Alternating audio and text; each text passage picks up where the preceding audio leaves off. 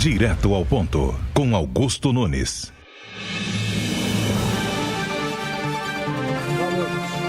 Neste momento, o programa Direto ao Ponto começa a ser transmitido ao vivo para todo o Brasil pelas emissoras afiliadas à rede Jovem Pan News, pelo canal Jovem Pan News no YouTube, no Facebook e no Twitter e pelo aplicativo Panflix.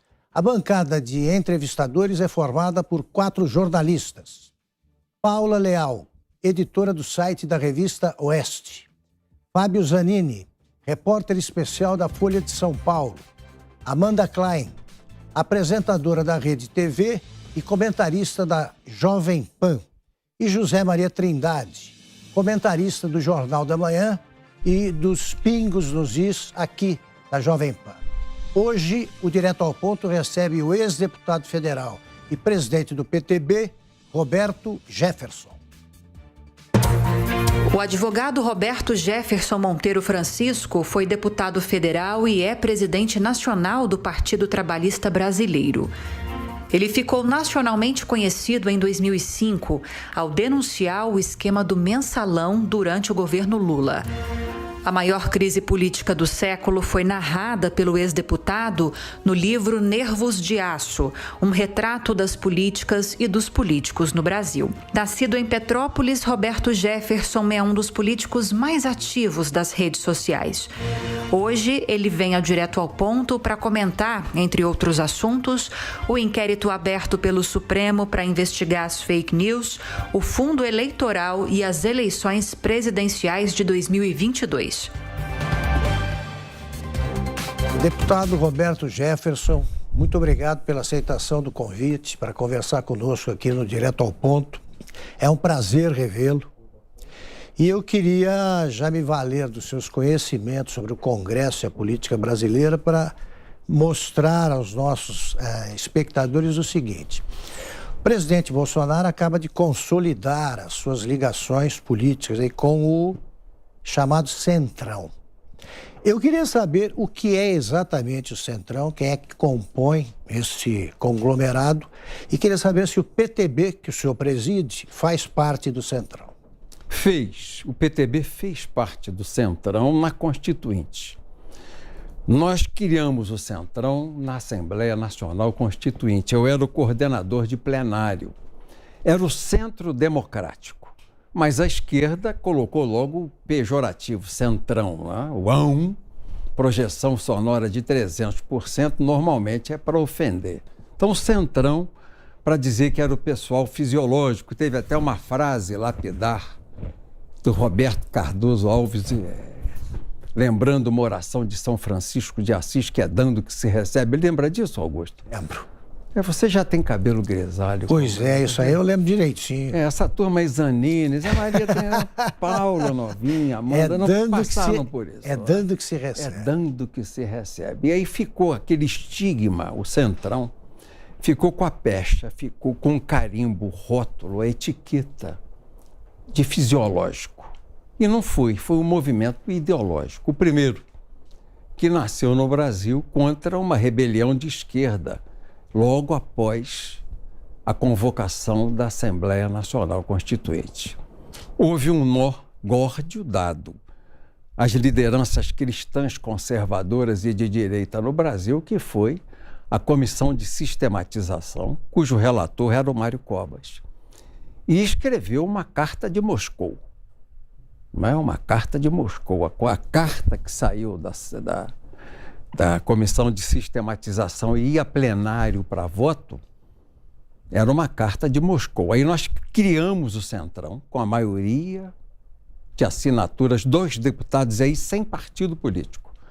Você pegava a turma conservadora do MDB, a turma conservadora do PTB, todos os conservadores do PFL naquela época, subscrevemos uma grande lista, que era a maioria da comissão da Assembleia Nacional Constituinte, e mudamos o relatório do senador Covas, do senador Mário Covas. Então nasceu aí o Centrão e ficou como se fosse uma coisa pejorativa, né? Uma coisa fisiológica, uma troca fisiológica, e não era. uma das nossas maiores lutas àquela época é que a Constituição tem 100 ou 106 vezes a palavra direito e apenas 5 vezes a palavra dever. Eu sempre entendi na minha vida, fui educado assim, que a cada direito corresponde um dever e vice-versa. A cada dever corresponde um direito. Mas a Constituinte de 88, a cidadã, dita assim pelo nosso doutor Ulisses Guimarães, só havia direito. Uma carta extremamente burocrática, elitizada, que protegia a elite estatal brasileira em prejuízo do homem que produz, que gera emprego e que paga imposto. E nós modificamos. Chegaram ao absurdo àquela época de acabar com a propriedade privada. A propriedade era social, a sua casa não era sua, ela era do governo. A sua fazenda não era sua, ela era do governo. Você explorava socialmente. Até as profissões, como a profissão de médico, passou a ser concessão do serviço público.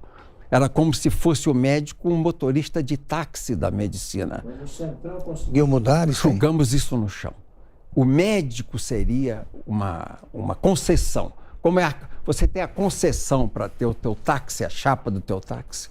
O médico... De freio, né? Eu estava... Você lembra da luta, né? E nós mudamos isso. De lá para cá o Centrão mudou muito? Por que o PTB saiu do Centrão? Não, nós saímos recentemente, a partir de 2018, em 21 de abril de 2018, na Convenção Nacional que nós lançamos, apoiamos a candidatura do Geraldo Alckmin à presidência da República no primeiro turno, nós escrevemos um programa partidário cristão, conservador e de direita. Depois ele veio se apurando. Você conheceu hoje uma das mãos que me ajudou a escrever, que é o Padre Kelman, que está aqui comigo no estúdio. Não é? Mas um grupo assim de pensadores cristãos da defesa da vida, gente que... Isso o PTB? Isso dentro do PTB. E começamos a nos afastar daquelas condutas mais fisiológicas que me levou, inclusive, a intervir duramente em todos os estados do Brasil, onde o partido não tinha identidade. Por exemplo, São Paulo. Nós tínhamos em São Paulo um velho presidente aqui do partido, que apoiava o PT onde era PT, apoiava o PSDB onde era PSDB, apoiava o DEM onde era o DEM. O partido não tinha identidade, realmente era um centrão, não era um centro democrático. Era uma coisa fisiológica. E o Centrão agora é fisiológico? Ele até pode postular posições. Ele pode postular, porque o Centrão, composto aí pelo DEM, pelo PSD, pelo PP, não subscreve a agenda conservadora do presidente da República. Perfeito. Tanto que não dá ele ao presidente Bolsonaro, nenhum deles dá ao presidente Bolsonaro o conforto de um convite para que ele se filie ao partido para disputar a eleição presidencial. Sim. Paula Leal. Boa noite, deputado. Boa noite a todos. Eu gostaria de começar... Boa noite, Paula. Boa noite a você. Boa noite. Eu gostaria de começar falando de um assunto que tem repercutido muito no Congresso nesses últimos dias, que é a questão do voto auditável, o voto impresso, o voto verificável, enfim. Inclusive, o presidente Jair Bolsonaro disse que nessa semana vai apresentar provas, né, de que houve fraude aí nas últimas eleições. Minha pergunta é a seguinte: por que a resistência de boa parte do Congresso em aprovar o voto auditável? Porque havia um secretário-geral no Tribunal Superior Eleitoral, que é uma jabuticaba só brasileira, né?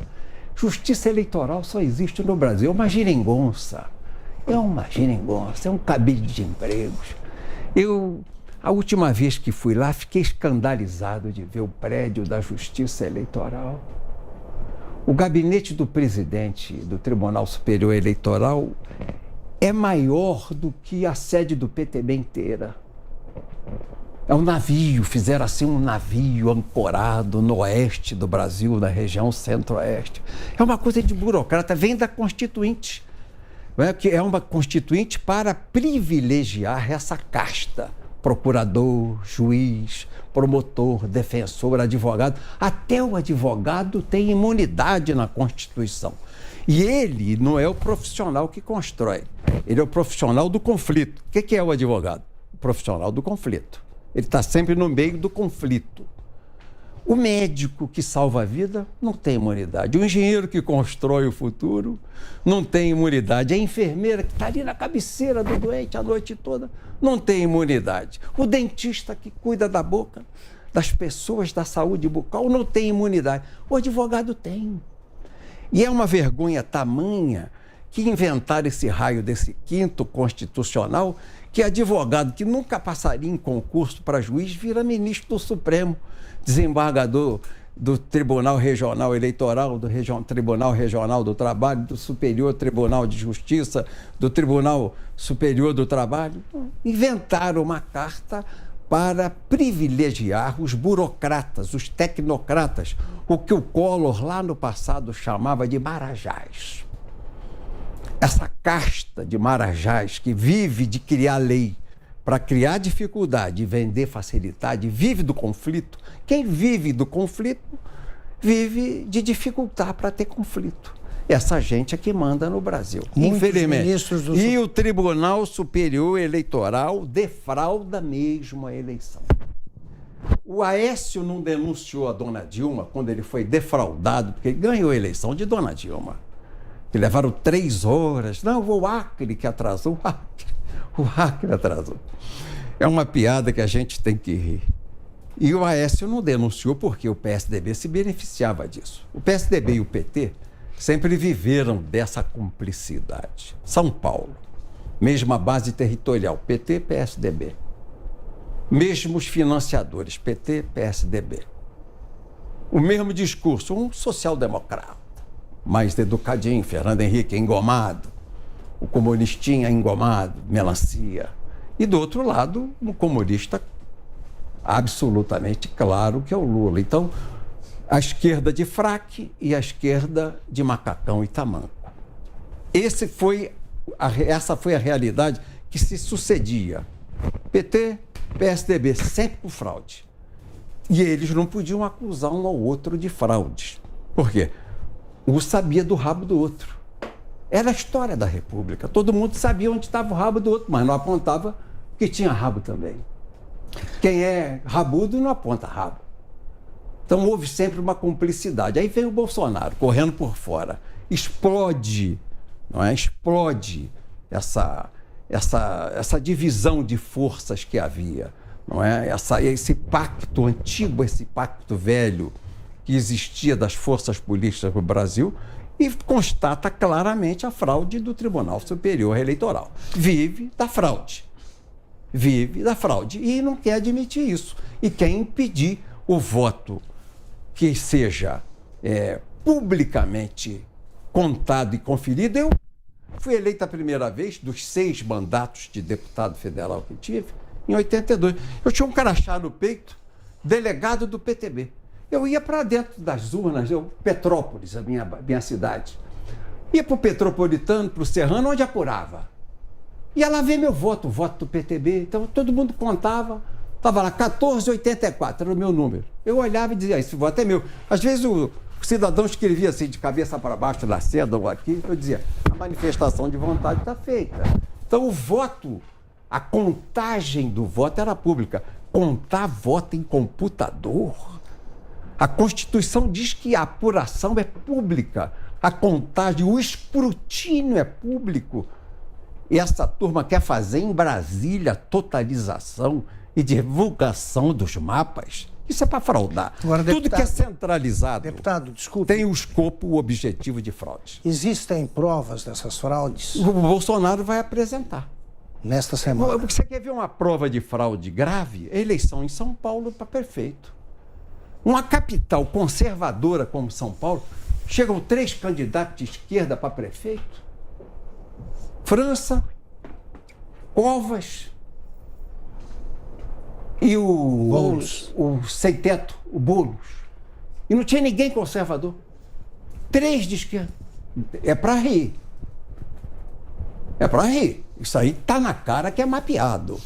Tá na cara que é mapeado. Fala, Zanini. Boa noite, deputado. Boa noite. Queria voltar na questão que o Augusto colocou aqui do Centrão, dizendo o seguinte, o Centrão, durante a campanha do Bolsonaro, ele foi muito criticado e até demonizado, de uma certa maneira, pelo candidato Bolsonaro e seus aliados.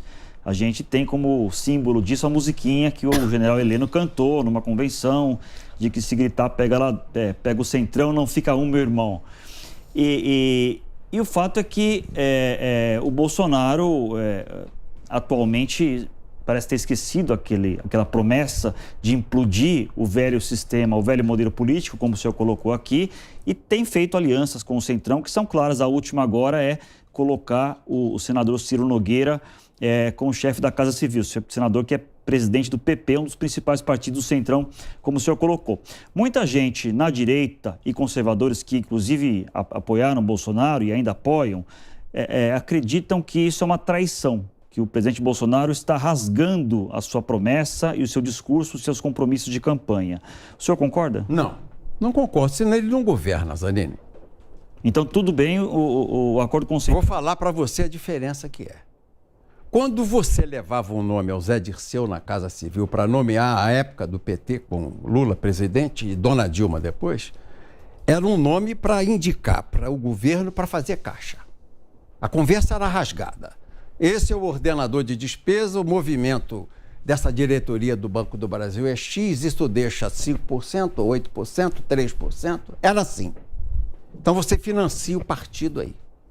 Era assim.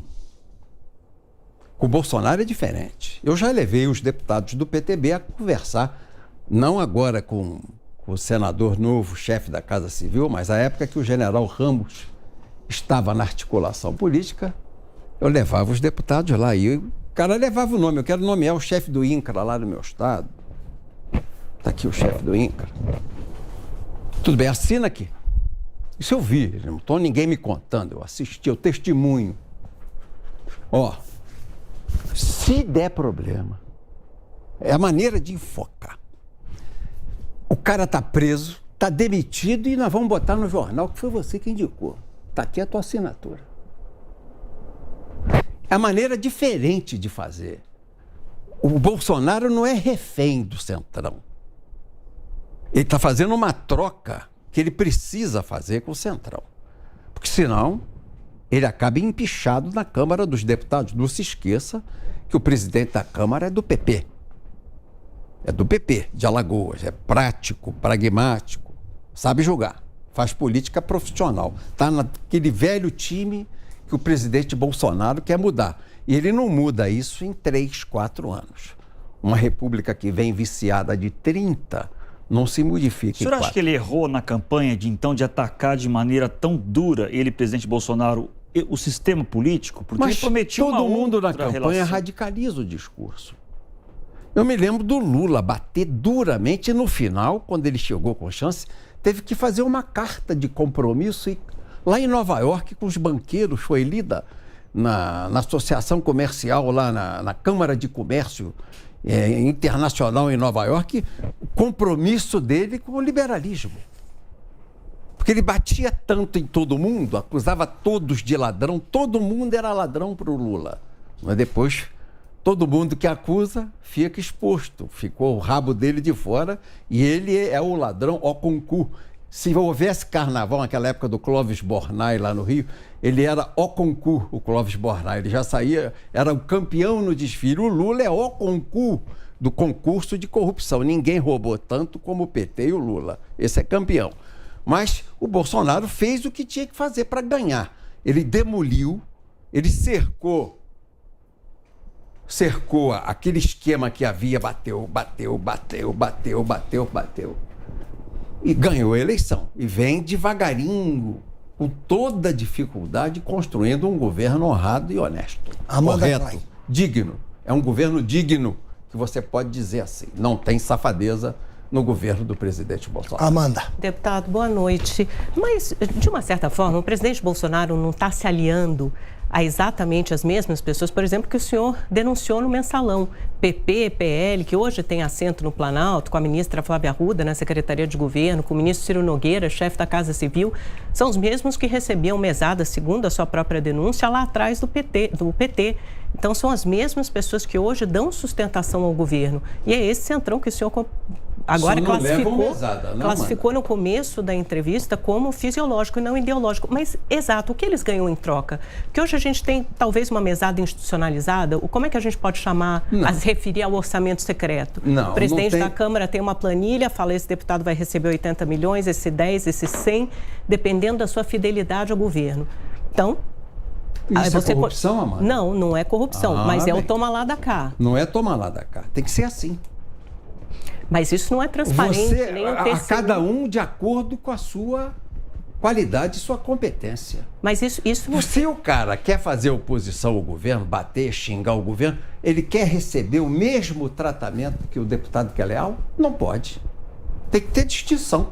Mas se eu tratar todo mundo igual, eu desvalorizo o que é correto. Não é uma forma de compra de votos isso? Que compra de votos? Isso é clara. Isso é às claras. Não é como às claras, comprar deputado. voto? Não é transparente, nem o TCU tem controle sobre isso. Que deputado mandou, enviou emenda para que lugar, que valor? TCU não tem? Nós então não fecha sabemos. aquele TCU. Ele sabe como é que foi. Eles estão justamente investigando e criticando, porque não é transparente. O TCU é um puxadinho da esquerda. Aquilo lá é igualzinho o Supremo, é igualzinho o Tribunal Superior Eleitoral. Nós estamos precisando fazer uma limpeza. Começando pelo Supremo, o ninho dos urubus e das bruxas. As 2 bruxas e os 9 urubus. Nós temos que começar a limpar, aposentando aquela turma, aqueles sujeitos e aquelas sujeitas que estão lá. Limpar. E depois fazer a mesma coisa no TCU e no Tribunal Superior Eleitoral. Aliás, vem de cambulhada. Dia 7 de setembro vai ter um grande movimento no Brasil. Grande movimento que vai lotar a esplanada, o povo vai acampar e vai exigir o voto com contagem pública e a aposentadoria dessa turma de advogados lobistas que ocupa a cadeira de ministro desonrando a toga de ministro do Supremo Tribunal Federal. Zé Maria Trindade. Fala, Zé. Sim, deputado. O senhor está dizendo aí que o presidente Jair Bolsonaro ganhou a política, ganhou a presidência da República e não detém poderes, força exatamente para governar. Olavo de Carvalho disse isso, Zé. Traduziu. O Olavo de Carvalho diz o seguinte, que chegar à presidência da República não é chegar ao poder, mas um meio de chegar ao poder. O senhor me leva a pensar que o senhor traduziu assim quando o senhor disse que ele precisa do centrão para governar. Enquanto se ele fosse o poderoso, se ele fosse o presidente com poderes totais, ele não precisaria. Precisa. Então, é essa máxima do Olavo de Carvalho de que chegar à presidência não é chegar ao poder, mas é o caminho, né? O que é preciso fazer? Quais são os caminhos a percorrer para que esse grupo que ganhou a eleição não precise mais de negociar com o Centrão? Não há como ele fazer isso. Ele vai ter que negociar sempre. Mesmo com a esquerda, ele vai ter que fazer concessões. Esse é o regime democrático. E o Bolsonaro não é um cara de briga. É engraçado que ele é chamado aí de fascista, de ditador. Eu, se sou ele, já tinha fechado o Supremo. O artigo 142 me dá poder para isso. Eu participei da discussão do poder moderador e garantidor das Forças Armadas, com o esvaziamento do Executivo frente ao Judiciário e ao Legislativo. Eu participei. Fernando Henrique, Genuíno, Gerson Pérez, Bernardo Cabral, eu participei daquela discussão. Para quem não sabe, o que é que diz o artigo 142? Que as Forças Armadas são poder moderador. Elas estão acima dos outros poderes. Poder legislativo, executivo e judiciário. Não é isso, né, deputado? Deputado, o Supremo não tem esse entendimento, né, sobre mas o sobre Supremo o artigo entende 142. o que é bom para eles. Não o Supremo só o Supremo faz a mas... Constituição que quer. Cada ministro do Supremo escreve a lei que bem deseja. Ali não tem mais nenhum respeito à carta que foi votada em 88. Cada um é uma Constituição. O Gilmar entende um troço. O Melo, o de Melo, Collor de Melo, o Marco Aurélio de Melo entende de outro. Já aposentou. O Fachin entende do outro. O Xandão, o maridão da dona Vivi, entende de outro. Então, Sim, deputado, mas a É gente vive um grande sistema... caravançará, aquilo é uma bagunça. É um sistema de freios e contrapeso. Nenhum poder pode se sobrepor aos outros. Mas das o Forças Supremo, Armadas não estão hoje acima dos há outros uma poderes. ditadura do O judiciário. senhor não do tem Supremo. medo do Supremo, não? Eu não. Eles são homens. Debaixo daquela capa tem um homem com sangue, com oxigênio, com osso, igual a mim. Vou ter medo de homem? Eu não tenho medo de assombração, eu oro para afastar de mim as assombrações e digo aqui, chorubu, chorubu, que desgraçadamente posaram na sorte do Brasil. Incompetentes, lobistas, desonestos, corruptos. É o Morcrim. É uma organização criminosa para fazer o crime de abuso de autoridade. Eles ficam, pode processar. Eu já estou respondendo lá um monte de processo de indenização moral. O senhor foi condenado, Os imorais, fui condenado, graças a Deus. Graças a Deus. Fechar o Supremo não chama golpe? Não é fechar, é trocar. Mas tem previsão constitucional para isso, Tem, deputado? tem. Qual? O poder moderador. E- Isso é uma questão. Eu sou da linha do Ives Gandra. O Ives Gandra sustenta isso. Pode trocar. Limpa e põe gente nova. Eu colocaria só juízes de carreira, com compromisso com a toga, com a justiça, com a balança da justiça. Esse negócio de lobista eu não colocaria Mas mais. qual que seria? Como é que foi Limitaria que o chegou mandato? lá o Barroso, Boca de Veludo, Globo? Como é que chegou lá o Fachin, Joerley Batista? Pô, como é que chegou lá aquela do Rio Grande do Sul? Aquela ministra... Rosa Weber. Rosa Weber era amiga do Carlos, marido da Dilma, amiga do... Ela nem juíza é, do Tribunal Regional do Trabalho, que é juiz de segunda linha. Mas até eu, André Mendonça, também não é juiz. E é Tinha amigo a do... palavra de todos ali. Aqui, mas o André Mendonça é um advogado de carreira. Eu Não é não juiz. faria dele o meu ministro, eu faria de um juiz de carreira. A minha torcida é o presidente do STJ, doutor Humberto, ou o desembargador William Douglas. Esses eu torço. Você está falando, eu falo com você francamente. Eu não poria um advogado, mais um advogado. Ali é o do Supremo. registro. Chega. O único juiz que prestou concurso para a magistratura foi o Fux. Acho que o Lewandowski. Não. é só o Fux O Lewandowski mesmo. era advogado. É advogado, é verdade. Todos os E o outros. outro também, aquele aqui de São Paulo, que era advogado do PT. O Toffoli prestou e foi reprovado 2 vezes. Essa é a Notório verdade. saber jurídico. Nenhum foi juiz de carreira. Uma piada. Mas, deputado, Uma existe alguma piada. alternativa jurídica que não dependa do Senado? Porque ao Senado cabe abrir processo de impeachment contra Mas ministro não do Supremo, abre. né? O presidente do Senado tem interesses milionários, bilionários no Supremo. O Pachequim, como ele é conhecido em Minas, carinhosamente, o Pachequim, senador Pachequim, é advogado das empresas que soterraram com aquelas minas, aquelas pessoas lá em Minas Gerais. As barragens. Aquelas barragens. Ele é o advogado das empresas. Aquilo dá A 8. Vale? Como é o nome da Brumadinho? Ele advoga as empresas Que a Vale. que construíram aquelas barragens que mataram soterrados na lama. Na lama, Augusto! Ele é o advogado daquela cachorrada que sufocou as pessoas na lama. São 8 bilhões. Está lá no Supremo. Grau de recurso, eles já levaram 2 marteladas, 8 bi. Se baixar esse honorário para 1 bilhão, quanto ele ganha? Não, mas ele se licenciou do escritório, pô, ele foi para o Senado, se licenciou, mas abriu mão das cotas acionárias do escritório. Se o escritório levar 1 bilhão de honorários, ele ganha desse dinheiro. Como é que um homem desse, o Pachequim, pega 3 milhões de assinaturas de pedido de impeachment aí do Xandão, do maridão da dona Vivi, e arquiva? Ele abre a CPI contra o presidente da República, uma CPI vazia de fake news, vagabunda, de bandidos, Só tem malfeitor sentado naquela tribuna, são os ladrões de banco investigando o xerife. Ele põe essa CPI para frente e a do Carequinha lá. 3 milhões do povo assinaram. E ele não põe para frente. Por quê? Tem medo do Carequinha? É o interesse dele. Essas coisas é que tem que ser ditas a opinião. Vai ser o vice do Lula? Nós vamos te escalar para o pau, Pachequinho. Nós vamos te escalar para o pau. Você não vai sentar lá com esses interesses para ser vice de ninguém. Nós vamos te escalar para o cacete. Zé Maria Trindade. Foi bom o senhor tocar nessa história de vice do Lula. O senhor acha que a história já está concluída em termos de candidatura? Já há uma polarização aí entre o ex-presidente Lula e o presidente Jair Bolsonaro? Não surgirá outro nome de jeito nenhum. Nem tem. Não surgirá outro nome. É Lula versus E esse Jair grupo Bolsonaro. solto aí do centro, que não é o centrão, esse centro...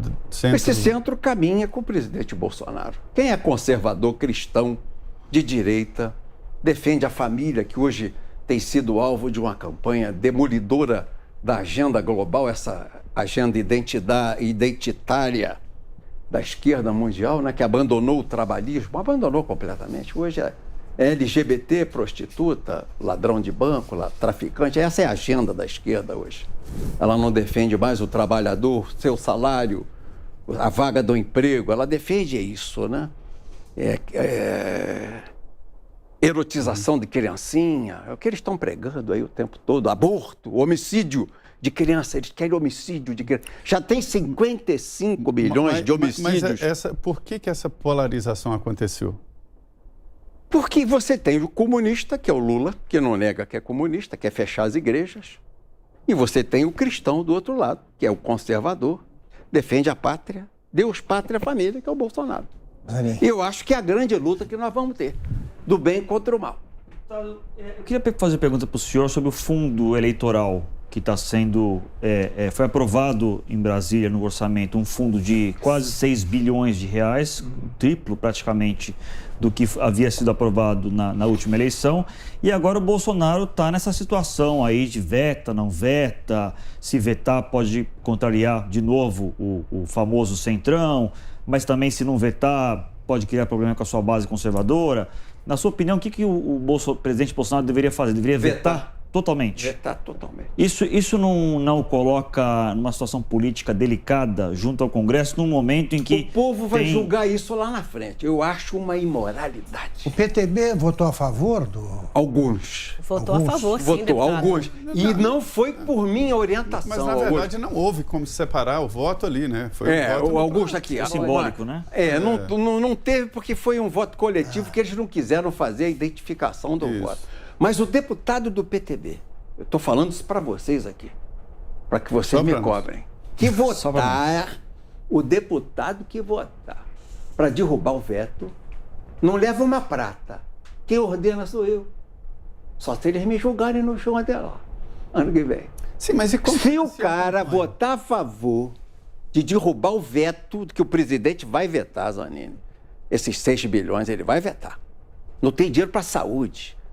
Não tem dinheiro para educação, não tem dinheiro para cuidar do velho, da criança na escola. Vai dar para carro de som, pom, pom, pom, pom, alô, vote em mim, o carro de som, gasolina, santinho. Isso é um escárnio. Essa elite maldita que dominou o Brasil desde a Constituinte. Ela não tem preocupação com o povo. Mas como financiar? Como financiar? Uma campanha. Faz com 2. Quem está apavorado com isso é a esquerda. Porque o Bolsonaro, o voto dele é de graça. Ele não gastou 1 bilhão como a dona Dilma gastou na eleição. Ele gastou 10 mil reais, 15 mil reais. O voto dele é de coração. Todo mundo na internet, todo mundo pinta a camiseta, vai para a rua e defende o Bolsonaro. Os motociclistas, o caminhoneiro, o agronegócio, todo mundo vai para a rua. A dona de casa, o chefe de família, todo mundo vai para a rua. É Bolsonaro. É coração, cara. Porque você fala de princípios que são sagrados. É fácil você...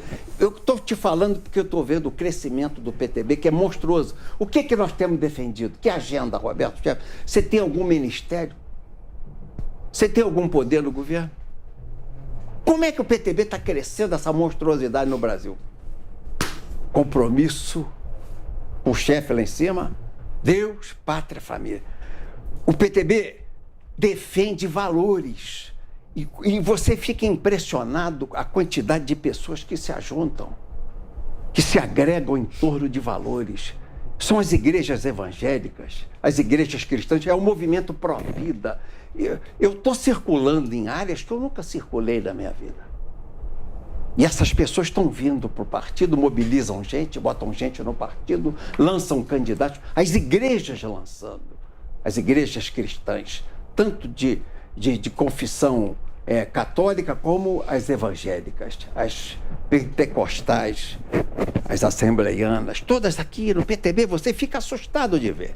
Eu filio a convenção inteira. Eu fui outro dia ao Rio Grande do Sul, a convenção inteira de uma igreja entrou no PTB. Agora eu estou indo a Minas, é a convenção inteira.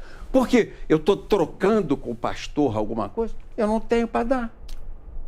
Amanda. É só valores. E a luta há de travar-se pelos valores. Ô, deputado, mas... Há de travar-se pelos valores. Já existe uma análise, inclusive, entre os filhos do presidente, principalmente o senador Flávio Bolsonaro, que isso não será suficiente para ganhar a eleição. O presidente vai precisar de recursos, vai precisar de dinheiro, diferentemente da eleição de 2018. É um outro cenário, outro contexto. Só um exemplo básico, banal, o deslocamento dele de avião, ele vai ter que ressarcir os cofres públicos, por mais que ele faça no avião presidencial. Ele vai precisar de fundo partidário hoje, o fundo eleitoral hoje, ele deu a indicação de que pode vetar os 6, mas manter alguma coisa ali em torno de 4 bilhões de reais. Para a base dele, isso será considerado um assinte também, porque é menos que os 6, mas é o dobro dos 2 bilhões de 2020, né? Você descontando a inflação, veja o que o povo vai compreender. Eu, por mim, não faria o fundo público. Quem inventou o fundo público, Amanda? Bom, a partir de 2017, Tribunal né? Federal. Quem faz essas geringonças são os urubus. Quem inventou esse troço aí, fundo público? O Supremo. Mas depois de tantos casos de desmandos e corrupção com dinheiro de empresa. De corrupção é pegar dinheiro público para botar na eleição? Como é que eu, cristão, vou financiar com o meu imposto o PCdoB? Eu não concordo com aquela cachorrada. Como é que o meu dinheiro, o teu salário aqui, que deve ser um salário pequeno, mas que você paga o imposto de renda, o Zanini, que deve ganhar também um pouquinho lá na Folha, você, Trindade, do teu dinheiro que você financia PCdoB, PSOL, PT, PTU, PSTU. Eu não daria uma prata para esses caras. O meu discurso é que tem que fazer o financiamento. Eu defendo a estatização, não posso ter dinheiro de empresa privada. Tu acaba o partido, fecha. Aí não. O PCdoB não chegou à cláusula de barreira, o Supremo Tribunal Federal, mais uma vez, nós éramos 9 partidos. 9. Ele acabou com a cláusula de barreira porque o PCdoB não fez os 3%. Fomos para 36%. Essa bagunça institucional, quem fez? O Supremo. Porque é um puxadinho da esquerda. Como o PCdoB, uma sigla histórica, vem desde a década de 40, Partido Comunista do Brasil. Eles acabaram com a cláusula de barreira, acabaram. Diz que é inconstitucional a cláusula de barreira. E aí, como acabaram com a cláusula de barreira, não tem financiamento comunista, como é que tu vai financiar o cara que defende o aborto, que defende a erotização da criancinha, o fim do crime de pedofilia? Como é que você financia um partido desse? Do teu imposto, você não paga. Qual a empresa que bota? Nenhuma. Nenhuma. Mas por imposição, quem é que... O império está no Supremo, o império do mal está lá. Está lá no Supremo. É o império do mal. Que tem que ter tem que ser combatido. Como se combate o mal? Nós oramos todo dia e pedimos a Deus. E vem uma solução de força. Não fecha o Supremo como o Zanini chegou a especular ali. Isso não podemos fazer. Tem que ter os Mas três aí não seria poderes. o caso do Congresso aprovar a regulamentação de um financiamento que seria privado, transparente, como é em alguns países? Sim, todo lugar do mundo é privado. Só no Brasil aqui tem Justiça do Trabalho. 22 bilhões custou a Justiça do Trabalho ano passado. 22.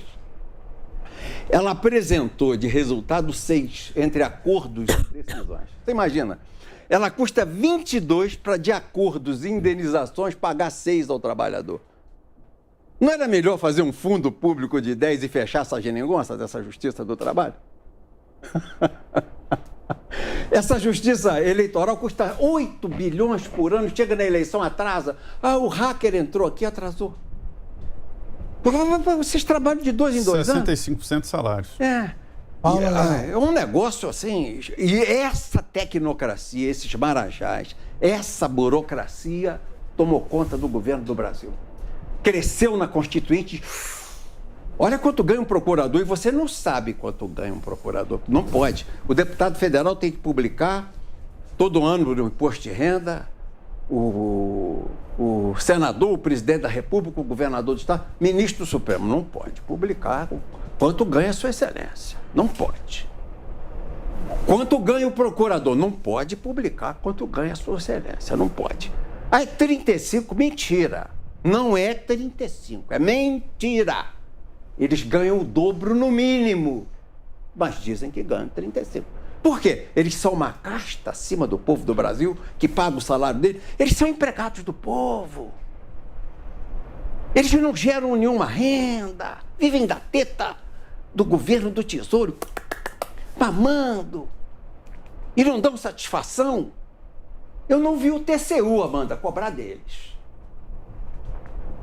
Faltou TCU no TCU. Não tem, a turma do TCU não tem TCU para cobrar deles o imposto de renda. Tá certo, meu amigo? Paula.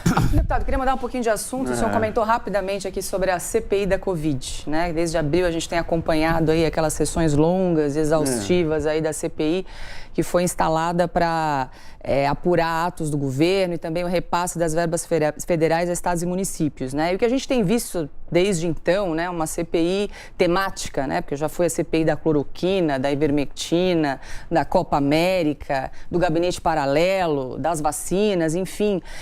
Que balanço que o senhor faz da CPI até agora e qual o desfecho que o senhor vê aí dessa comissão? É uma CPI de moleques que tem que terminar como terminam os moleques, no pescoção. Aquilo tem que ser tomado pelo povo e eles têm que ser postos para fora, pescoção de lá. Julgados dentro daquele lago em frente ao Congresso, porque aquela pocilga tem que ser lavada ali em frente ao Congresso Nacional. Aqueles homúnculos não podem continuar arrostando uma dignidade que não tem. Não pode. Eu volto a dizer a vocês, são os assaltantes do banco investigando o xerife. Não dá. E defraudando a verdade. Porque o roubo foi feito pelos governadores e pelos prefeitos. Um roubo, um assalto ao país. E eles não querem convocar governador e prefeito. Eles querem arranjar um problema no governo federal que não tem, que ficou de mãos atadas pelo Supremo.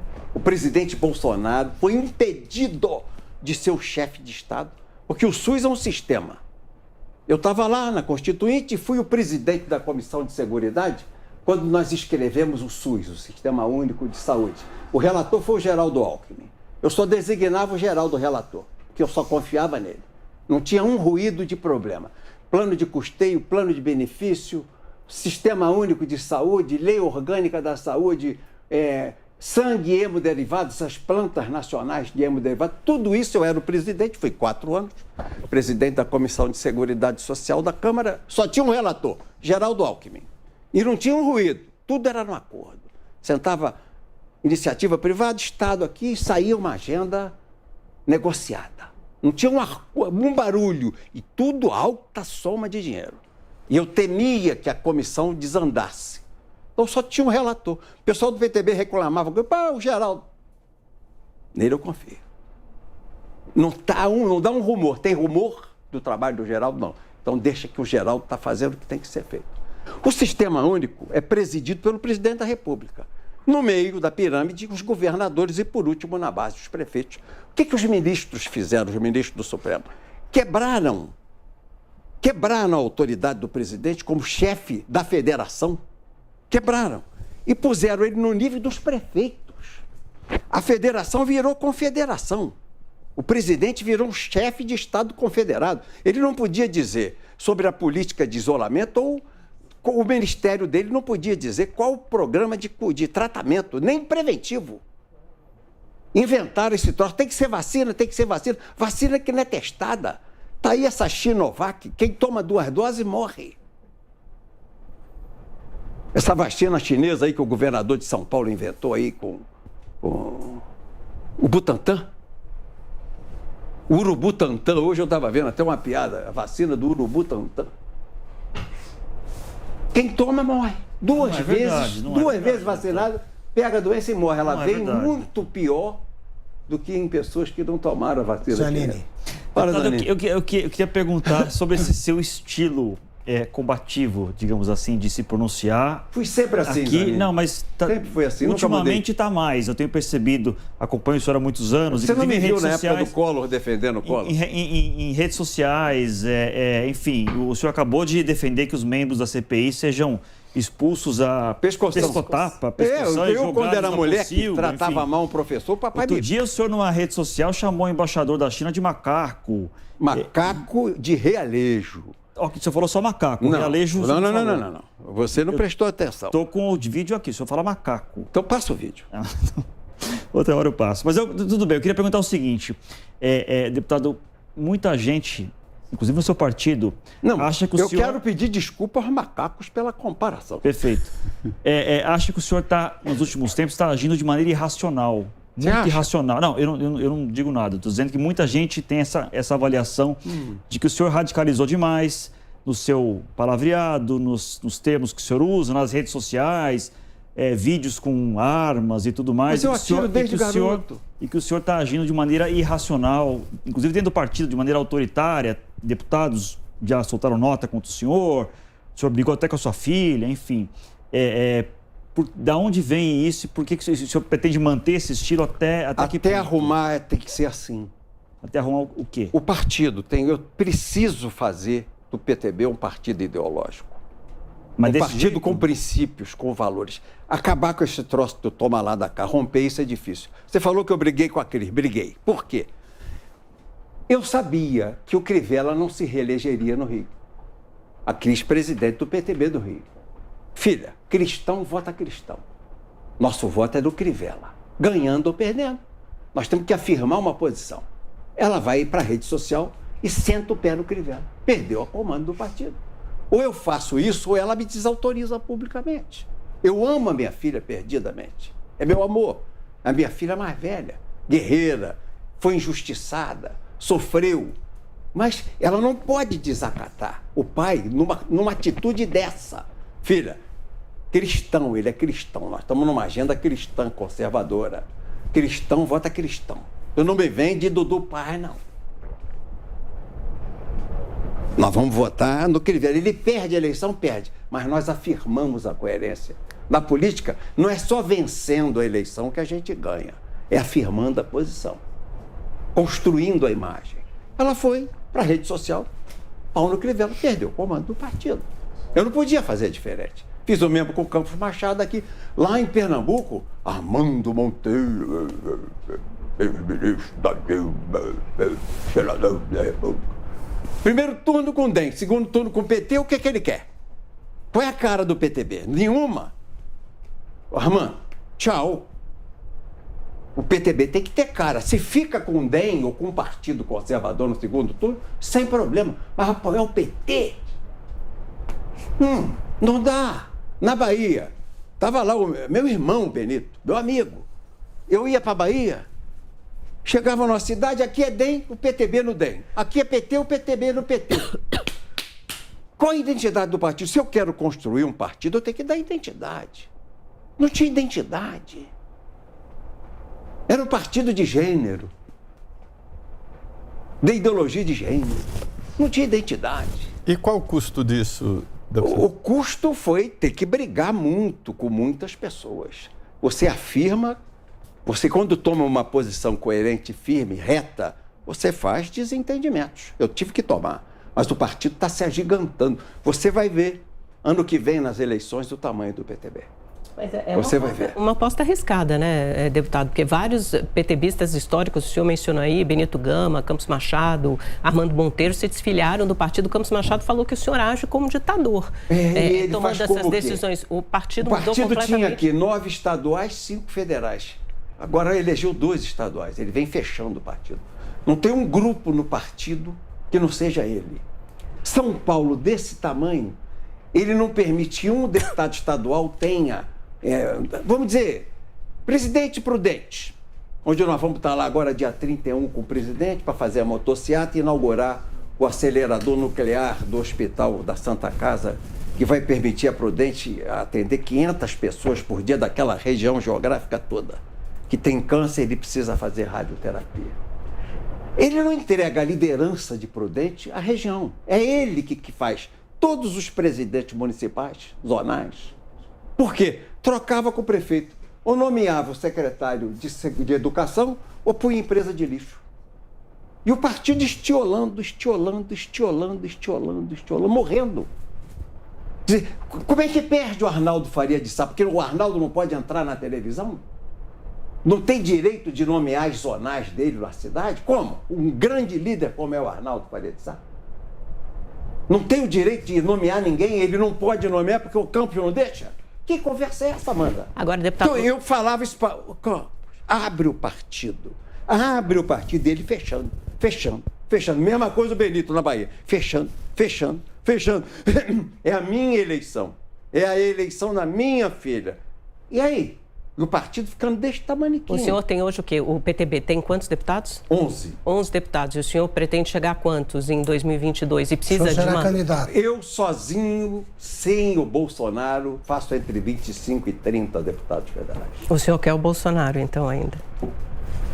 Para dar minha cadeira a ele, não. Se ele quiser sentar aqui, ó, na minha cadeira, não. Quais são as condições? Como foi a conversa? Ele entra no PTB confiando em mim como ele sempre confiou. Ele sabe que a minha palavra não faz curva. E se você pergunta quem você quiser em Brasília, quem não gosta de mim na esquerda, Roberto tem palavra. Porque eu aprendi com o velho Roberto Francisco, meu pai, ó. Política é fio de bigode. Não tem contrato, não tem cheque pré-datado, nem nota promissória. Vale o que está dito. Eu digo não fácil, Amanda. Eu aprendi a dizer não desde moleque. Não. Porque do não eu refluo. E fico simpático. Não. Aí daqui uma semana eu pensei bem. Eu refluo do não. Mas sim, e volto pro não, aí é papel horroroso. Então, eu para dizer sim, nossa senhora, eu penso 600 vezes. Qual é a tua decisão? Não. Mas pelo amor de Deus, não. Vou pensando. Deixa a coisa decantar devagarinho, vai amadurecendo. Aí, se eu tiver que dizer sim também, sim é válido. E o Bolsonaro sabe que eu sou assim. Ele era meu liderado, 3 anos.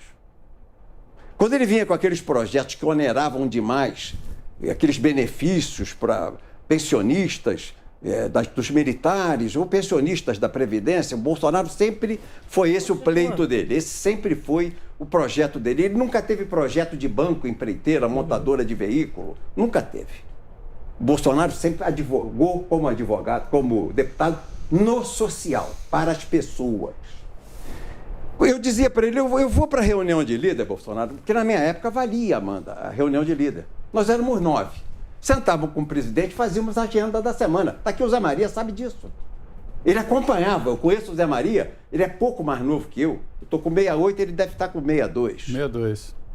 Então, ele acompanhava a Câmara. Então, nós éramos 9 líderes. Chegávamos lá, fazíamos a agenda da semana com o presidente. Então, eu levava do PTB a agenda. Eu quero esses projetos. Mas tinha projeto do Bolsonaro que eu sabia que não passava no plenário. E dava tanto benefício que não tinha como segurar. Eu digo, Bolsonaro, esse eu não vou levar. Acalmava. Mas ele sabe. Mas o que eu podia levar, eu digo, eu vou levar esse e vou aprovar esse na comissão. Esse você conta comigo, irmão. Está aprovado. E aprovava. Então ele sabe como eu ajo. Ele sabe como é que eu sou. Então ele pode confiar em mim. Ele, se quiser vir, tapete verde e amarelo. Lá no PTB, os vermelhos eu queimei todos. Só tem verde e amarelo. Tudo que era tapete vermelho, eu fiz uma fogueira. Deputado. Fiz uma pira ideológica. Puf, toquei fogo. Deputado, se o senhor pudesse refazer a sua trajetória, o que o senhor faria diferente? Eu faria tudo de novo. Tudo de novo. Eu fui sempre um homem polêmico, trabalhador, um grande deputado. Não estou puxando sardinha para o meu brasa para minha sardinha. Sempre fui um bom deputado, ativo, lutador, combativo, defendia o Collor, descia a rampa do Planalto, do Palácio do Planalto, junto com o Collor. Até o final fiquei com o Collor. Dei pescoção naquele senador gaúcho lá, o Bisol, inventou uma acusação. Pum, caiu por cima das mesas lá. Na minha época era diferente. No acordo com o PT, o senhor se arrepende? No começo do governo Lula, o PTB apoiava. Eu fui voto vencido. Fui voto vencido. Nós somos 33 na comissão executiva, hoje é maior. Eu era o líder, meu voto era de líder. 32-1, está na ata do PTB. É histórico. Eu fui o único que vamos de Serra. Serra versus Lula. O segundo turno. No primeiro nós apoiamos Ciro. O Paulinho da Força era do PTB, isso, foi o vice do Ciro. Exatamente. Ok? Aí segundo turno, reúne ali, eu digo, de Lula não, PT não dá para nós. Não dá para nós, não dá para misturar água com azeite. Não dá para nós, PT. Mas eu fui voto vencido, eu não ia sair do partido. Eu nunca troquei de partido. 6 mandatos consecutivos de deputado federal no PTB pelo PTB. E até hoje estou no PTB. E quando o senhor entendeu que o governo do PT não merecia mais a sua confiança, o seu apoio, o senhor decidiu... No mensalão, Zé Maria. No Zé. Porque eu falei ao Lula. Eu não fiz a indignidade de vir a Folha primeiro e contar sobre o mensalão. Eu falei com o presidente 2 vezes. O senhor disse que ele se sentiu o Valdemar traído. da Costa Neto e o Bispo Rodrigues estavam tomando deputado. Nós tínhamos elegido 36 deputados. E eles estavam tomando deputado do PTB. Como? Davam um sinal, 200 para o cara, para pagar as contas de campanha, e davam depois 50, 30, dependendo. Se fosse de primeira grandeza, 50 por mês. Se fosse baixo clero, 30. Eu me lembro daquela... onde vinha isso? Eu me lembro daquela matéria do Paulo, ali que o senhor... E eu disse a eles, eu fui lá no Zé, falei, Zé, ou isso para ou o pau vai cantar. Zé Dirceu. Chefe da Casa Civil. O Paulo foi o jornalista que fez a matéria do Mensalão, Paulo Flecha. Vai quebrar o pau com vocês. Valdemar, ou se você levar mais um deputado meu que levou o Valdemar, eu vou te esculhambar da tribuna. Eu vou te sentar o pau na tribuna. Ele sabia que eu fazia. Pô, eu fui no presidente. E achei que o presidente era inocente. Se eu disser a você, eu achei que ele era culpado, o Fernando Henrique lá na casa do Bornhausen comigo, ele e Bornhausen, você não acusou o Lula? Eu não tinha como, presidente. Ué, eu fui até onde eu podia. Eu fui até o Zé Dirceu, porque o Zé Dirceu sabia que estava no jogo. Tudo era fechado lá. O presidente, quando eu conversei com ele, se mostrou surpreso. Mas os senhores podem julgá-lo no chão. Está aqui o senhor Bornhausen. Não, vamos deixar ele sangrar até a eleição. Cicatrizou, eles ganharam. Não fui eu, não. Eu fui onde eu podia ir. Sai, Zé! Sai daí, Zé! E ele saiu. Tirei ele de lá. Eu botei a dinamite debaixo da cadeira dele e teve que sair. Bum, subiu o Zé. Mas eu não podia atirar no presidente Lula. Eu não tinha como, Augusto. Eu não tinha pegada. Eu nunca tive intimidade de conversar qualquer coisa com ele que eu pudesse dizer. E antes eu disse a ele, presidente, esse maluco do Delúbio, junto com o Genuíno e o Zé Dirceu, estão dando mensalão na Câmara. Eu sou deputado há 23 anos, eu nunca vi isso. O senhor chega no fundo do cafezinho aqui, nego discutindo 50-30, presidente. Isso vai babar. Não dá para segurar, presidente. Vai babar. Não, eu vou tomar medida. Não tomou. Não tomou. Mas o senhor sabia da extensão? Zé. Não sabia, claro que não sabia, Zé Maria. Eu só peço desculpa porque eu vou ter que fazer uma ligeira pausa, deputado. Nós vamos para um breve intervalo e voltamos daqui a pouco com a segunda e última parte da entrevista com o ex-deputado federal e presidente do PTB, Roberto Jefferson. Até já. Direto ao ponto, com Augusto Nunes.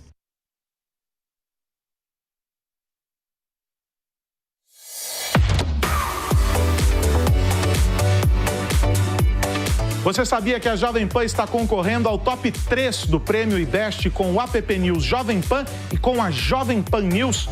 Entre no site vote.premioibest.com e na categoria Notícias e Jornalismo, você pode votar no app News Jovem Pan e na Jovem Pan News. A votação vai até o dia 22 de agosto e, ao fazer a inscrição, você recebe um número de sorteio e concorre a prêmios em dinheiro.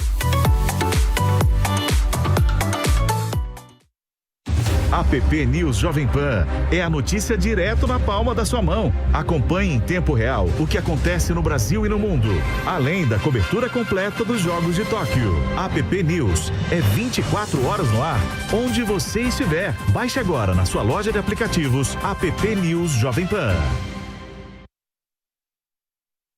Política é um negócio muito complexo, né? Por muitas vezes, a gente tem dificuldade de entender o que se passa no noticiário.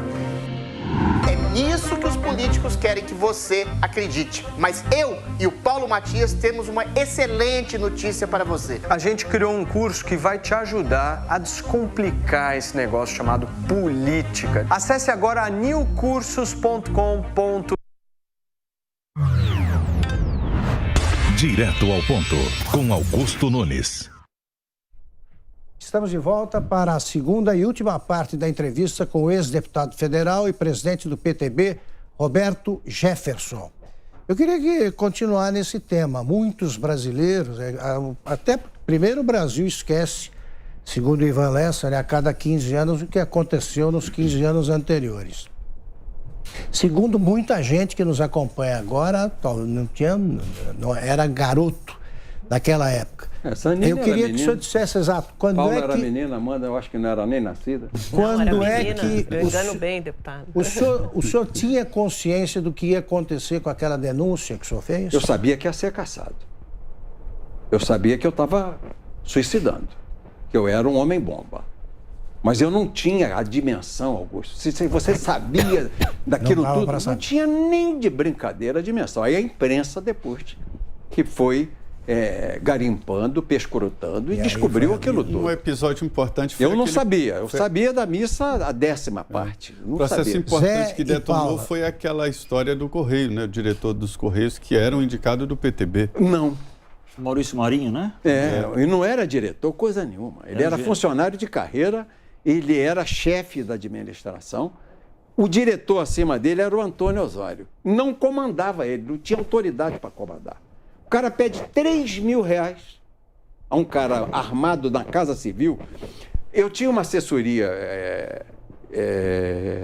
de imprensa da FSB, Francisco Salles Brandão, que era o assessor de imprensa do PTB. Eu falei para o Francisco, quem é que arrumou essa notícia contra mim? Ele falou, Casa Civil. Porque ele sabia de onde vinha. Da onde a Veja fez isso comigo? Casa Civil. Eles montaram, eu virei bandido por R$3.000. Mas bem, chamei o Zé e disse a ele, meu irmão, ou muda, ou eu vou explodir vocês. Eu entrei pela porta da frente, eu não vou sair pela porta dos fundos. Eu tenho neto. Eu vou olhar nos olhos dos meus netos. E eu não vou sair aqui de joelho nesse negócio. Eu vou explodir isso aqui. Eles não acreditaram. Acharam que eu ia colocar o mandato acima da honra pessoal. Não, meu irmão. Tudo tem limite. Tudo tem limite. Eu não nasci deputado, eu nasci um homem. Ô, deputado, e de lá para cá, o modus operandi da corrupção mudou ou continua tudo igual? Valeu a pena? Mudou muito, Paula. Tanto que o Bolsonaro chegou à presidência. O caminho que ele trilhou foi aberto pelo Mensalão.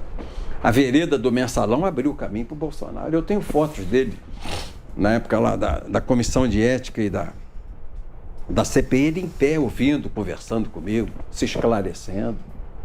Então ele consolidou dali para frente uma posição que permitiu que ele chegasse à presidência com um discurso de moralização dos costumes políticos. Porque na sequência nós tivemos o Petrolão, né? Que foi ainda maior, ainda mais gigante. Um escândalo. Petrolão só não. Eletrobras, Nuclebras, nossa senhora, BNDES, nossa senhora. Jesus do céu. Uma coisa. Mas se você me perguntar, eu sabia? Não. Eu sabia do Mensalão. O resto, tanto que eu cerrei fogo no Valério, Marcos Valério. Porque ele é que levava Carequinha de Minas. Carequinha. O esquema era operado, a meu ver, naquela época, pelas agências de publicidade. Eu não sabia de esquema de Petrobras, isso eu não tinha nenhuma informação. Esquema de Eletrobras, de BNDES, Banco do Brasil, Caixa, não tinha nenhuma informação. Mas, deputado, para registro sabia histórico... aquele negócio do Marcos Valério. O esquema de publicidade. Exatamente, para registro histórico. O mensalão ficou conhecido como um pagamento em troca de voto. Existe alguma votação com um projeto específico em que houve o pagamento com uma mala de dinheiro? Não. Algo que o senhor possa apontar? Esse projeto foi aprovado porque houve pagamento a determinados deputados. Deixa eu te explicar. Ou a ex-mulher do Valdemar falou que via malas entrando, a ex-mulher do Valdemar da Costa Neto, né? Cristina Caldeira. Disse, inclusive em depoimento na Câmara, que via malas chegando com dinheiro. Ou o mensalão, apesar do nome, era o pagamento de dívida de campanha de aliados. O que era, afinal? Não, era uma mesada para votar no governo. A base se constituía com mesada.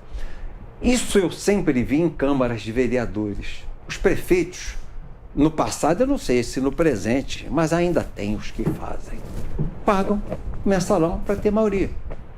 30 por mês, 20 por mês, os vereadores, eles votam ali cegamente no tudo que o prefeito manda de projeto, eles votam. Muitas assembleias legislativas funcionam também na base do mensalão, funcionavam. Mas no Congresso Nacional, eu fui deputado desde o presidente Figueiredo, nunca tinha visto.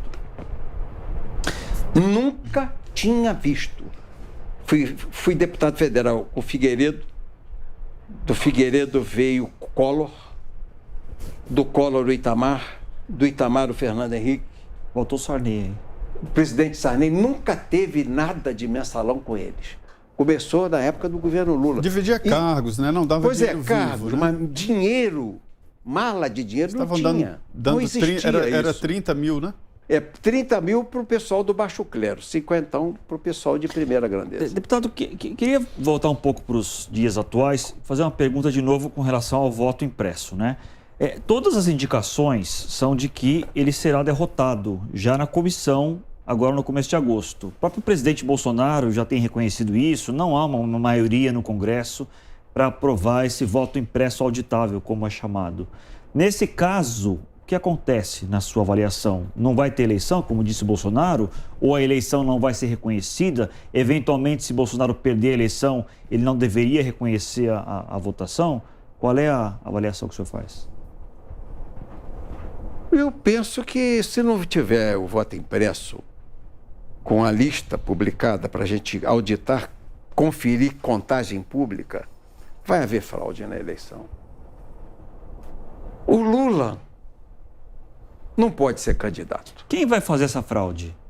Tribunal Superior Eleitoral. Lá em cima, os ministros ali vão direcionar mesmo. as máquinas? Ele com os esquemas que eles montam lá. Não é possível, deputado. Aquilo é supervisionado por tantos atores da sociedade, OAB, partidos políticos. A OAB? É lógico. Mas o senhor não fiscaliza. A OAB Nacional hoje é OB da menstruação daquele ministro, que não vale nada. Nada. Esse Santa Cruz, Jesus. Mas olha, o senhor é presidente de um partido. Não dá para fiscalizar? Porque não dá para você fiscalizar.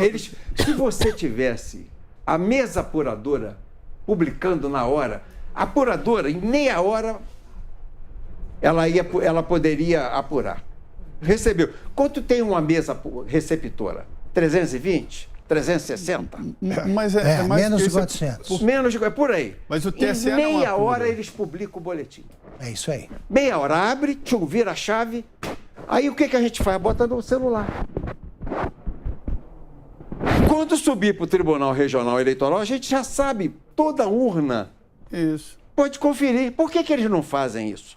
Porque eles querem totalizar lá em cima no Tribunal Superior Eleitoral. Não, mas o partido pode totalizar. Não, você não tem como. Os boletins você não tem o dado. Boletins, no interior, os foguetes começam antes da urna chegar à Justiça Eleitoral, porque os partidos fazem isso. Fotografam lá na porta Somam. Mas isso não tem mais, aquela lista não tem mais, eles não publicam. Não, eles pregam na porta. O BO não tem mais. Não, Zé. Fica na sessão, na porta da tem sessão mais eleitoral. Mas os partidos políticos podem pedir, eles têm direito a uma... Não, pregam o E eles resultado. atendem a gente. O boletim Eles de não urna querem. fica Eles são pregado. obrigados a fazer Deputado, É o isso. resultado. Tudo bem. Cada urna é Daquela obrigada. urna, Vamos supor que Daquela realmente sessão. houve a fraude, né? Quer dizer, o Bolsonaro perdeu a eleição, Lula ganhou, o outro, e houve uma fraude na avaliação do senhor e do Bolsonaro e tudo mais.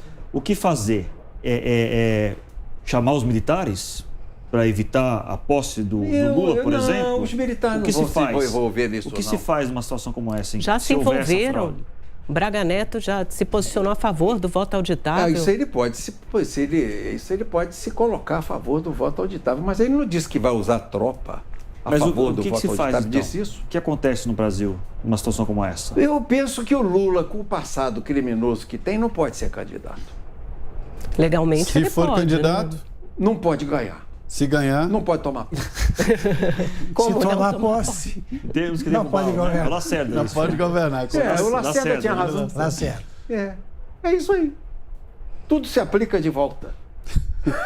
O nome disso é golpe, né? Golpe? Golpe é ser fraudado na eleição e entregar para esses caras o Brasil. Não é... Eu não vou cantar Internacional Socialista, não, Zanino. Você vai nas solenidades da OAB, que vocês falaram aí, eles cantam Internacional Socialista.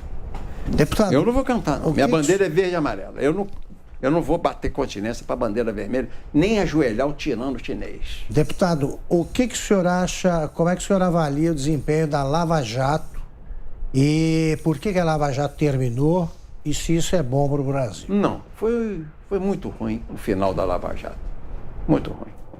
Ela apurou o escândalo de dimensões internacionais, está no Guinness Book. O maior da história. É o maior escândalo político da história da humanidade, da história política da humanidade. E por inabilidade do Moro, que não é político, se meteu a político, renunciou a uma brilhante carreira de magistrado para se meter em política, fez um monte de bobagem, perdeu o apoio de todos os lados. Quando ele não teve apoio do Ministério Público, da magistratura, nem do grupo político que o conduziu ao Ministério da Justiça, eles viraram o jogo contra ele no Supremo. Ele que errou. E acabou. Acabou. Que ele é candidato a quê? Candidato a quê? A vereador? Deputado estadual, federal? Acabou. Era um homem que era presidenciário. Nunca podia ter aberto mão da carreira de juiz brilhante, digna, honrada, louvável. Era um homem duro, mas um homem honrado, correto. O senhor é advogado, o senhor acha que ele errou juridicamente? Ele foi além da lei? Lá na Lava Jato? Não Sim. foi, não.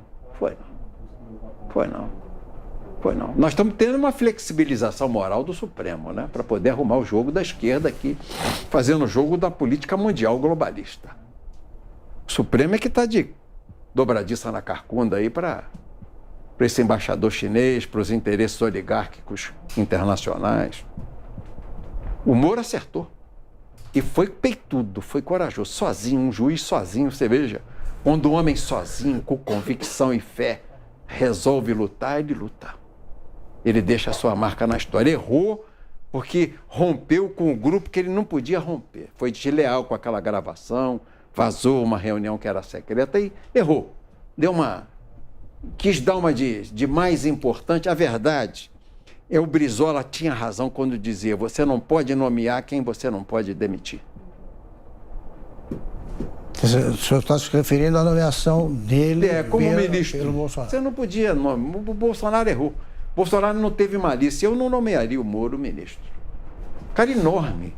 Para você demitir um cara daquele, como faz?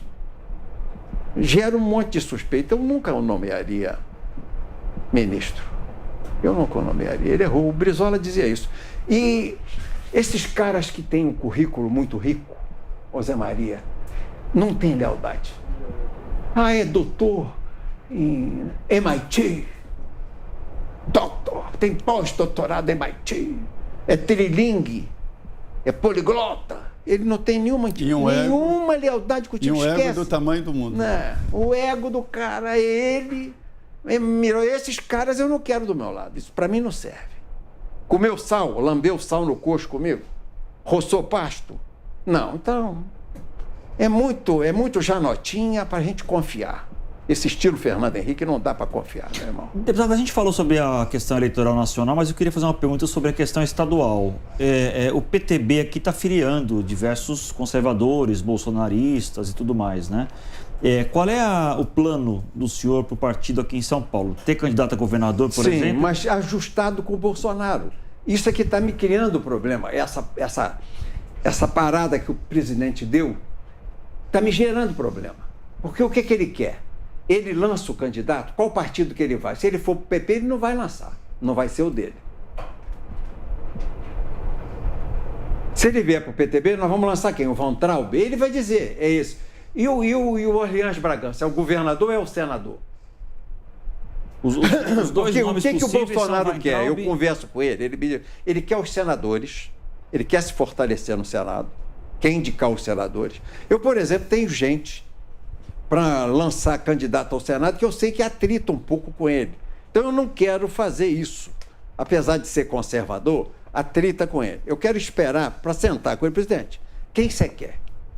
Para fazer uma coisa de irmão para irmão, para a gente fechar um trabalho e fazer com unidade, porque não será fácil. Se nós dividirmos dentro de casa, na base conservadora, vamos nos enfraquecer. Então eu quero sentar e costurar, estado por estado.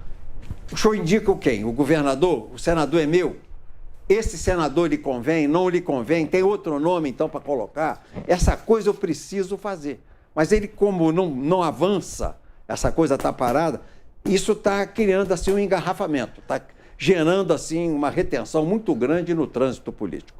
Nós precisamos de fluir mais. A essa altura, já no mês de agosto, que se avizinha, semana que vem.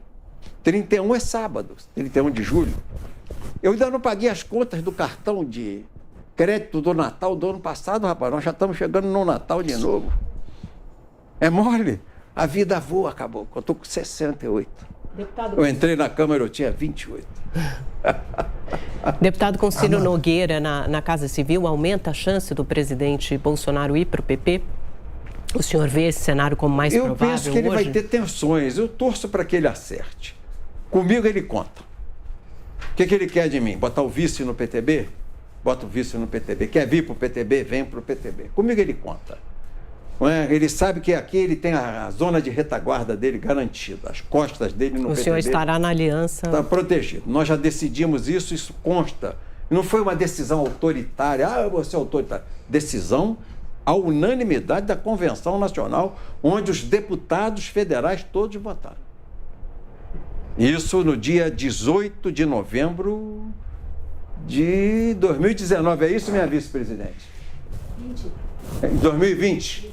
2020. E ele leva quantos deputados? 20? E ali fechou que nós vamos apoiar o Bolsonaro à reeleição. Ali,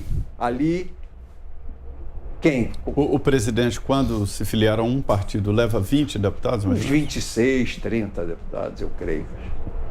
26, na sua avaliação, nesse cenário de polarização, Bolsonaro e Lula, o senhor, que devem ir para o segundo turno os dois, imaginando, o senhor acha que Lula é fácil de ser batido? Não sei se fácil é a palavra, mas o senhor tem tranquilidade de que no segundo turno Bolsonaro vence Lula, ou Lula é um opositor muito duro para o Bolsonaro no segundo turno? Não, eu penso, biblicamente, essa luta é espiritual, ela se trava num campo superior, é o mal contra o bem. Porque você repare, quem é que está com o Lula? LGBT, drogado, traficante, assaltante de banco.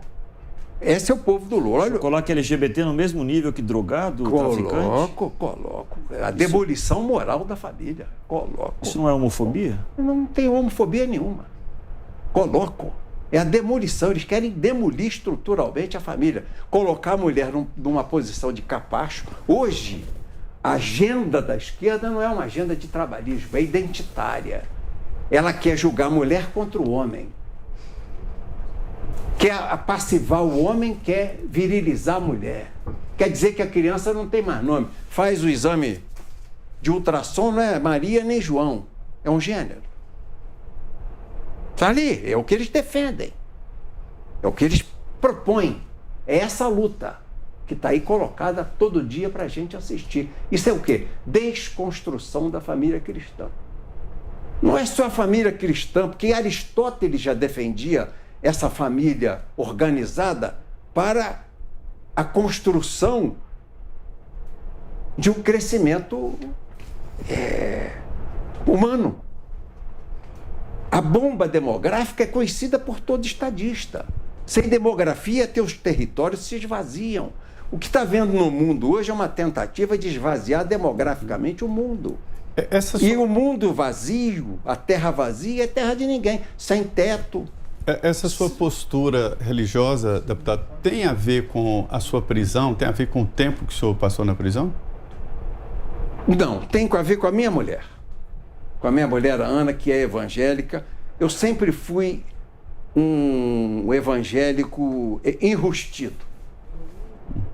Mas porque eu era um católico meia boca. Eu vi uma fala do senhor dizendo que na prisão o senhor sentiu uma presença maior. Eu estudei mais, pude fazer isso, esse ato de contrição, essa leitura. E curioso, era quem estava presente, a Igreja Universal e a Assembleia de Deus. Eu passei 1 ano e 4 meses em regime fechado. Pouco vi a Igreja Católica. Só vi uma vez na Páscoa, um padre. A Católica Romana, uma vez na Páscoa. Quem estava sempre era a Igreja Universal. E aí você vê como é que esse lumpen proletariado que a esquerda abraçou, que está abaixo da linha do proletário, que o proletário hoje já é conservador, é burguês para a esquerda. O cara que trabalha na Ford, na Volkswagen, na General Motors, esse cara, ele é proletário, mas tem TV com 40 polegadas, o carro dele, o filho estuda inglês, a menina dança balé, não interessa porque ele é classe média. Então é o lumpen proletário. Prostituta, traficante, cheirador de crack, e na cadeia os criminosos. Então eu via lá dentro a ação permanente do PT e do PSOL, as ONGs com os advogados. Ia dizer para os caras o seguinte, que ele roubou, estuprou, matou, vendeu cocaína, porque ele foi conduzido pela sociedade a fazer aquilo. Ele era bom. Ele nasceu bonzinho. A sociedade que levou ele a ser criminoso. Então quem deve não é ele que está ali sendo o bode expiatório da sociedade. É a sociedade. Aí eu via do outro lado a igreja evangélica da Assembleia de Deus Pentecostal e via a igreja Universal. Todo sábado faziam lá a mesinha, tinha ceia, o vinhozinho, eles levavam suco de uva, copinho de suco de uva para fazer a ceia, o pão. E os pastores diziam, você pecou. Você ofendeu a lei de Deus, roubou, matou, viciou. Você ofendeu a lei de Deus. Então você tem o ato de contrição com Deus. Você tem que pedir perdão a Ele. E depois a sociedade a qual você agrediu. Era diferente. E aquilo ocupava o sábado. E aí a leitura da Bíblia, textos, os salmos, os provérbios, não é? Atos dos apóstolos que conta bem a vida de Cristo, João, a vida de Jesus, Lucas. Então, você começa a estudar. Então, de Alfa a Ômega, de Gênesis até o Apocalipse, eu comecei a estudar a Bíblia. E a minha mulher é evangélica. Eu era católico por causa de meu pai. Meu pai é católico, foi. Meu avô Ibrahim, católico, veio embora do Líbano, de Beirute, porque era católico, cristão católico. E ele me batizou, meu avô. E eu ficava preso àquilo. Porque eu ficava num conflito. Tem o mausoléu da família, tem Nossa Senhora Santana em cima. Como é que vai ser, Roberto Jefferson? Tem lá na lápide de vovô a trova que ele dizia, na bandeira cabe a pátria, por maior que a pátria for.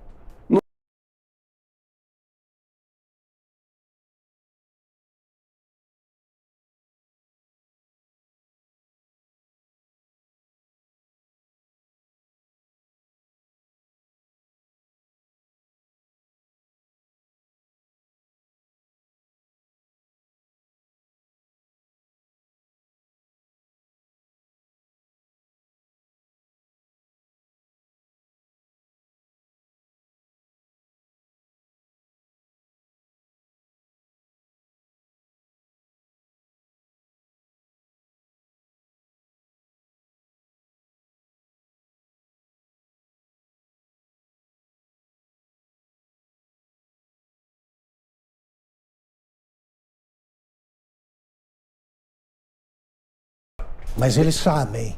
Gente aparentemente com a cabeça em ordem, que sabe raciocinar, diz, não houve. Não houve, não aconteceu. Augusto, tua pergunta é tão pertinente. Eu tenho guardada uma gravação do programa do Lula como presidente da República, com a mandíbula dura, com a boca dura, de tensão, pedindo desculpa pelos erros do mensalão. Eu tenho guardado, eu tenho essa fita guardada, eu gravei, essa eu tenho gravada, essa é a memória minha. Não, a imprensa tem isso aí, mas essa eu salvei. Eu não sabia, com a boca dura, quando dá aquela tensão que o cara não sabe soltar, não sabe fazer exercício para soltar, não aprendeu. Com a boca dura, desculpa, esses erros eu não sabia que havia. Agora nega, fica negando. Mas naquele momento de fraqueza que ele andou costeando o alambrado, beiradeando a fronteira para cair, se o Fernando Henrique tivesse empurrado, se o PSDB naquela época houvesse peitado, o MDB tivesse peitado, não feito negócio, porque o MDB naquela época fez negócio, tomou conta do governo. Se não tivesse feito negócio e partido para fazer o que fizeram com a Dilma, que o Eduardo Cunha fez com a Dilma, o Lula tinha sido empichado. Ele estava para cair. E aí ele foi para dizer que ele não sabia, com a boca dura, assim, tenso. Com a boca dura. Ele que é tão solto, tão, se expressa com tanta liberdade, mas naquela hora ele não conseguiu falar com autenticidade, com liberdade. Então nega, porque vão continuar negando até o fim, para não dizer essa nova geração que eles erraram gravemente no passado. Temos tempo para uma última pergunta, então. Deputado, o presidente Bolsonaro disse hoje que o vice Hamilton Mourão não deve compor chapa com ele no ano que vem, né? Quem seria um bom nome para... Eu colocaria o general Braga, se eu sou ele. Ele ganhou o capitão. Levanta-te, capitão. General Mourão de vice. Eu faria o general Braga. As Forças Armadas, em especial o Exército, a mão amiga e o braço forte, tem, assim, permeia na sociedade uma credibilidade muito grande. Eu acho que o grande aval do presidente Bolsonaro não pode ser político. Ele vai botar quem? O ministro da Casa Civil do PP lá, do Piauí? Eu? Cheio de problema no passado, cheio de lutas, de conflitos, cicatrizes. Não. A escolha é quem? Tem que ser um homem acima de todas as suspeitas. Eu colocaria o general Braga. Se sou ele, eu não optaria por um vice, até porque o militar é leal. Por pior que seja a relação do Mourão com o Bolsonaro, e é ruim, ele não conspira contra o presidente. O Itamar conspirou abertamente contra o Collor. Abertamente. E o Temer conspirou abertamente contra a Dilma. O político não tem essa lealdade que é militar, essa coisa da lealdade, pegar o companheiro ferido, trazer nas costas, puxar o companheiro, não deixa o companheiro sangrando no campo de batalha, que não é comum à classe política. O militar tem essa honra, tem essa lealdade, tem essa dignidade. Eu faria do general Braga o meu vice, se eu sou o presidente Bolsonaro, para ter certeza de uma vice-presidência aliada, amiga, que vai proteger a sua retaguarda, as suas costas. Deputado, infelizmente o nosso tempo acabou. Que pena, Augusto. Agradeço mais uma vez, muito obrigado pelo comparecimento aqui ao nosso programa. O teu telespectador não viu a visão mais especial que eu assisti sua hoje. Qual foi? Você com aquele casaco de couro. Aquele casaco de couro. Aquele foi especial para recepcionar. Matrix! Você estava de Matrix hoje. Muito obrigado. Um casaco bonito igual do Matrix. Só faltou botar uma cartucheira aqui. O senhor ainda anda de moto? Eu? Para mim, a cachaça, desde garoto, desde moleque que eu ando de motocicleta, é uma coisa que eu amo fazer, é andar de motocicleta. Já viajei toda a América do Sul, tanto no altiplano, Chile, Paraguai, Bolívia, Peru, Argentina, como no chão, eu já fiz de motocicleta. Todas as serras do Brasil. Isso é uma coisa que, para mim, é vida. Bem, é o hálito de Deus soprando, é o rugido da liberdade. Deputado, motocicleta é o rugido da liberdade. Quero agradecer também a participação da nossa bancada formada por Paula Leal, Fábio Zanini, Amanda Klein e José Maria Trindade. Nosso programa está disponível em todas as plataformas do Grupo Jovem Pan. Muito obrigado pela audiência extraordinária mais uma vez. E até a próxima segunda, às 9h30 da noite. Até lá.